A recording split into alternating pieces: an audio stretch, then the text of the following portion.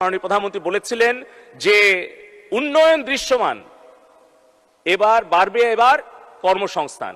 সেই বিষয়টিকে মাথায় নিয়ে আমরা আমাদের ৩০০টি নির্বাচনী আসনে বিগত সময়ের ধারাবাহিকতায় আমরা smart employment entrepreneurship development project, যেটি লার্নিং অ্যান্ড আর্নিং ডেভেলপমেন্ট প্রজেক্টের পরবর্তী ধাপ, সেখানে আমরা ৫ লক্ষ পরিবারে অন্ততপক্ষে একজন ছেলে বা একজন মেয়ে কর্মসংস্থান, তারা যাতে একটা ছোট প্রশিক্ষণ নিয়ে আইটি ফ্রিল্যান্সার, ই কমার্স উদ্যোক্তা, কল সেন্টার এজেন্ট হয়ে যাতে গ্রাম থেকে নিজের বাড়ি থেকে কর্মসংস্থানের ব্যবস্থা করতে পারে, তার জন্য আমরা উদ্যোগ গ্রহণ করছি।